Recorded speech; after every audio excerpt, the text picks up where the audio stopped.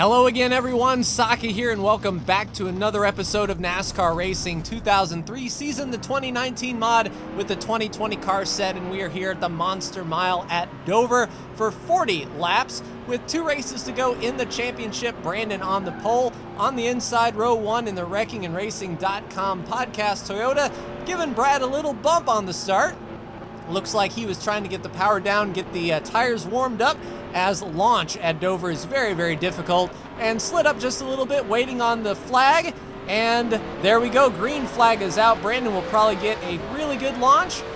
Not as good as Logano, who is right on his rear bumper, but through turn 1 on the inside of Kyle Busch. We've got Bushes all around us with Kyle and Kurt. To the inside, looks like Truex gets choked up there on the inside next to Brad Keselowski. Joey Logano in second. We move up into third, sort of power push Brad out just a little bit, but we are clear on corner exit, and that's 1 lap of 40 done. We will have to come down to pit road, thinking at about lap 20, basically splitting this race in half, and a little bit of a connection issue with Brandon right there. Internet not playing too kindly with us, but serviceable for now. Luckily, it's not Daytona or Talladega where you have to have inch precision between the cars. As long as he can navigate traffic, we should be okay. Keeping in behind Logano, trying not to let the car slide out from under his car, is very loose to start, and everyone pretty much single file back through the top 10.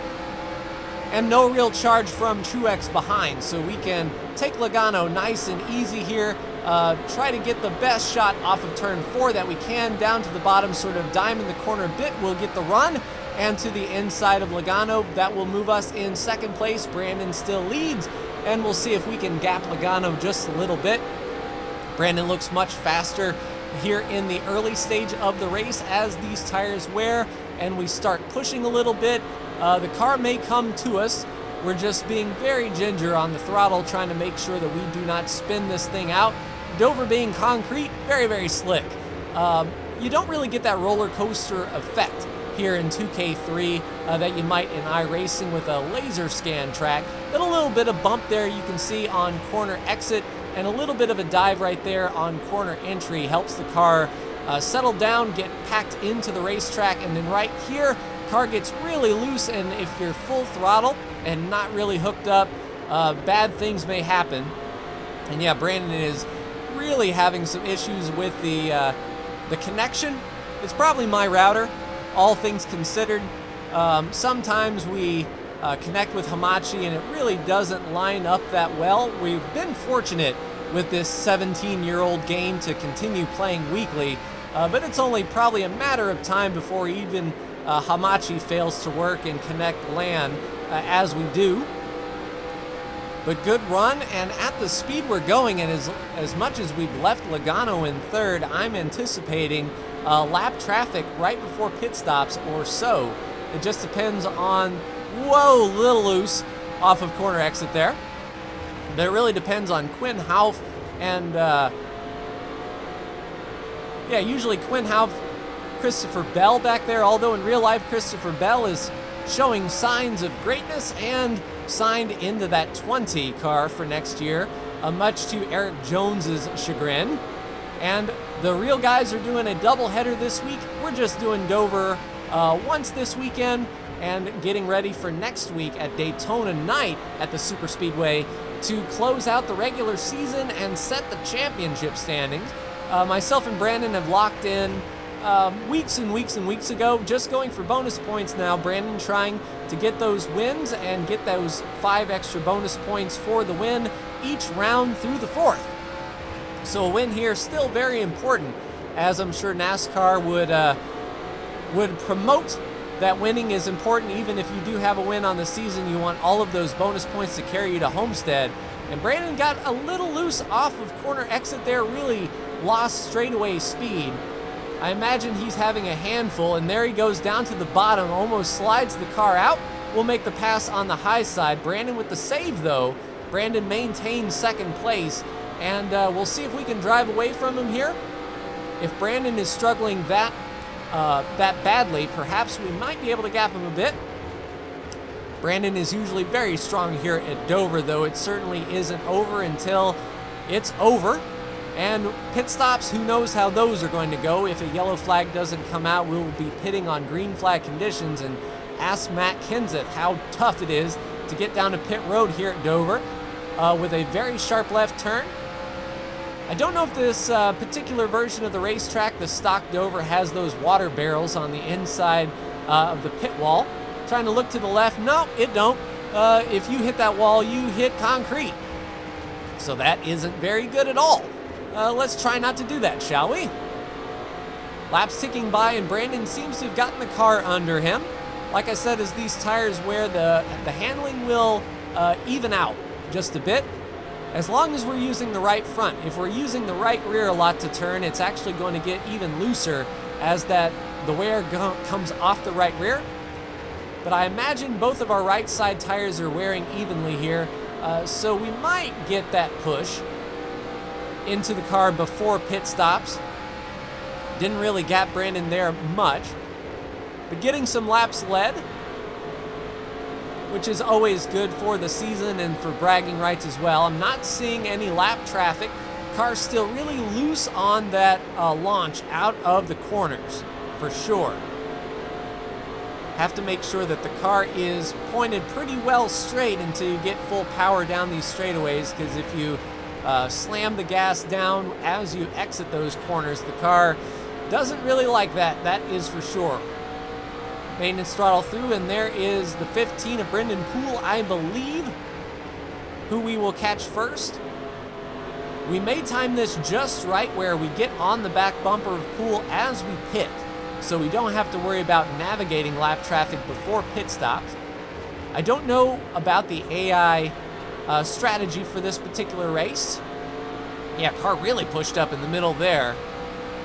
So the car is starting to come to us just a little bit. Brandon still holding station there, 2 to 3 car lengths back. And we're sort of diamonding the corner. You sort of see it at Bristol as well. Charge into the corner, let it drift up to the middle, and then cut the car down to the apex on exit. Try to get that straightaway speed. We couldn't get down to the apron that time. Car a little bit wiggly, still off of turn 4. I think turn 1 and turn 3 is my Achilles heel. As myself and Brandon have raced for years, he can anticipate that I go into the corner a little bit slower and leave the corner a little bit faster. Brandon likes to really attack those corners and get down to the bottom. Ooh, wow. Really loose, much like Brandon. We're going to have to let him go by on the outside. So still very, very loose. Brandon drives deep into the corner around us and maintains the lead here. And pit stops should be coming soonish. And like I said, looking to see if we can pit before we catch Brendan Poole.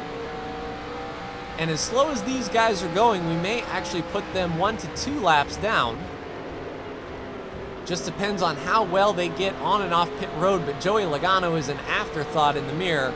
I don't even know if he's still running in third. We have an entire half. I think he just got on the straightaway as we were entering turn 3. So a straightaway lead coming down to pit road. Really, really tough. Double downshift to 2,500 in second gear. We are going to be in the 4th stall. Brandon going all the way down to the end. Pit stall number 1. Looking to our right, yes indeed, Joey Logano has assumed the race lead with Martin Truex Jr., Brad Keselowski, and Kyle Busch. Brad is on the outside looking in. He needs a win. So if bad things happen for us, Brad may get in there. Let's do 4 tires and fuel, boys. Let's go. Right sides are on. Everything looking okay. Put her in first. Brandon's left sides are already on. His pit crew doing the work. He's already down and away. I think Brandon got us by a good 2 to 3 seconds on the pit stop. That is incredible. Now the apron is extremely, extremely slick, but Brandon is already gone. I have no idea how he got the power down so quickly. There he is, middle of the back stretch. And we'll merge up in front of Ryan Newman here. So the Roush boys, Chris Buescher and Ryan Newman, we have to be extremely careful. If these guys decide to pit, they're going to be making that hard left turn. So we can go to the inside here in turns 1 and 2, but on turns 3 and 4, we'll have to shoot the outside. Speaking of which, around the outside of Matt D. Benedetto, and looking to the outside of Bowman here, and we'll see if any of those guys peel off to the left. Looks like they stay on the track around Byron. We'll shoot under the 11 as well, and Brandon has made it through all of these guys. So he those 2 seconds that he made up on pit road has allowed him to stay in front of this entire pack of lap traffic, and that's going to hurt our speed overall for sure. But clear racetrack here, as looking to the left, are they going to pit Boyer and Kenseth? Nope, they go around one more time, and we are picking them up and laying them down as far as speed is concerned. On these new tires, I think we can go 1.5 to 2 seconds faster per lap. So the longer these guys stay out, the worse off they're going to be if we stay under green. And as single filed and stretched out as everyone is, it looks like that will indeed be the case.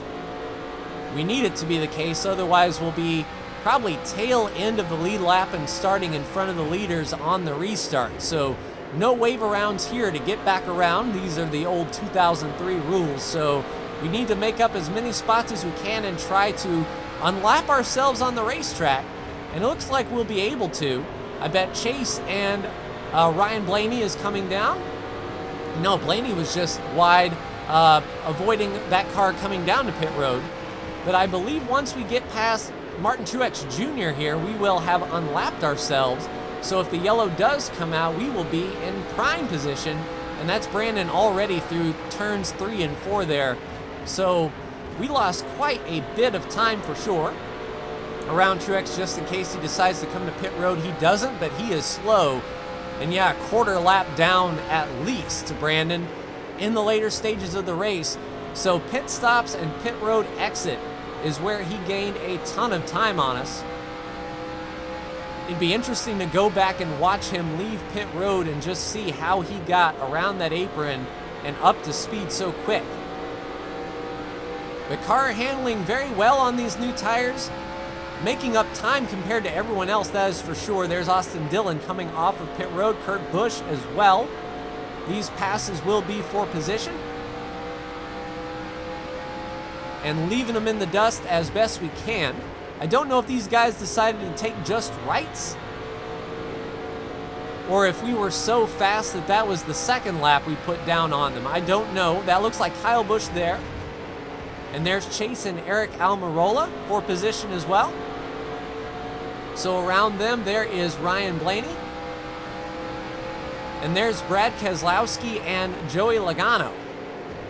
So as we cycle back around, we'll probably be in 4th place or so as we charge hard through here. There's Kyle Busch there. And there's Kevin Harvick coming off pit road as well. This will be another spot for us here. And there's Martin Truex Jr. coming off of pit road. So you can see how much time Martin Truex Jr. lost. He was sort of leading the pack of AI cars that had not come to pit road yet. And look how far back he is off of us.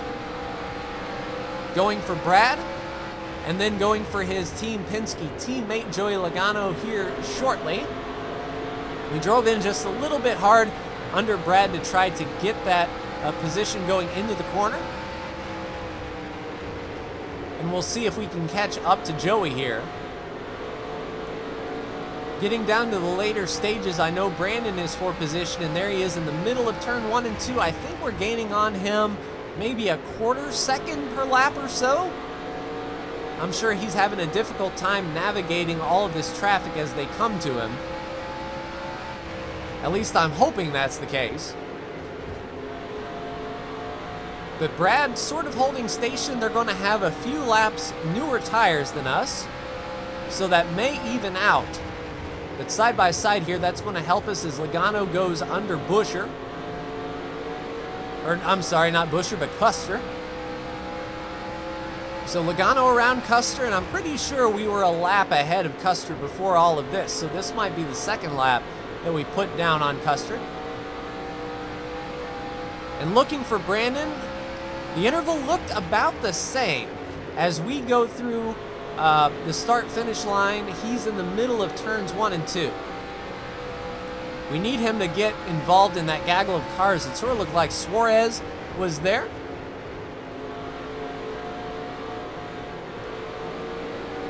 And still getting the power down nice and easy. I'm hoping that 00 of Quinn Houff slows down Logano a bit. Or maybe even Quinn Houff has newer tires than Logano. Perhaps Quinn can hold off Logano just a bit, but Logano looks to the inside. Nice, the 00 pinched him off going into the turn. Yeah, that's going to help us out tremendously. We should be able to gain a little bit. Brandon there fighting up with DiBenedetto, and I think we did gain a little bit of time on him, since we're pretty much running by ourselves and Brandon is in the midst of lap traffic.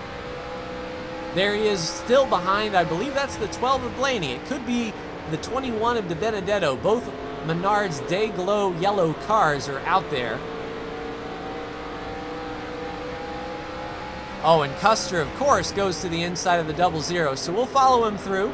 Hope Custer doesn't pee on the wheels of progress too awful much here. We'll have to keep it on the bottom. Can't clear the 00 on corner exit, so that's going to help hurt our exit speed just a skosh. And look, he's pressuring our rear bumper. Quinn Houff thinks he can pass us back. I don't think so, sir. Yeah, we'll look to the outside of Custer. We'll see if we can get around him here. The new tires that he has compared to us has sort of evened us out as far as speed is concerned. We'll have to time this corner exit really well, see if we can get a fender on his outside, keep him down. No, we wash up just a little bit, get out of shape. But Brandon is in a gaggle of lap traffic up there. Looks sort of look like Kyle Busch maybe up there. And the tires are really starting to fade out. I'm pushing pretty hard, or at least I was, trying to catch up to Brandon, and now we're paying for it in the later stages of the run here. White flag is out. Under Custer here, I don't think this is for position, but Logano may be. We wash out just a bit. Custer fighting back. We should clear him off of 2, yes indeed. And there's Kyle Busch. Logano. So we'll have to wait up for official timing and scoring. But checkered flag is out right there. We're going to come across the line in second. So that is interesting indeed. Let's take a look at Brandon. Let's see if he won. He did indeed. So Brandon with the win. Congratulations to him. We finished second. In third place, Kyle Busch. Fourth place, Joey Logano. So we were lapping fourth. That is crazy. Fifth place, Brad Keselowski. Sixth, Martin Truex Jr. Seventh place, Ryan Blaney. Eighth place, Kevin Harvick. Ninth place, Eric Almirola. And rounding out your top 10 is Kurt Busch. So pretty good run for those guys there. One thing I did want to see, like I said, was I wanted to watch, well, Brandon's Donuts. Congratulations to him. And just looking at my stat sheet, that is going to be his 9th win to tie us for the wins this year. So good amount of bonus points for us for sure. And here, coming down to pit road, we know Brandon took 4 tires, but this is where he sort of gapped us. So we both launch. Oh, he left in first gear. So Brandon in first gear hauled the mail through corner exit. And then that big gaggle of cars right behind him that we were involved in. So that choice to restart in first gear allowed him to skip all of these cars that we were involved in. So overall, a pretty clean race. Congratulations to Brandon. So let's take a look at the final standings here after Dover. Myself and Brandon with 9 wins apiece. Austin Dillon is your cutoff driver, just 5 points ahead of Kurt Busch. And next week is the unpredictable, very devastating Daytona International Speedway, where it looks like Bowman is guaranteed in. So it is a battle between Dillon, Kurt Busch, and Brad Keselowski.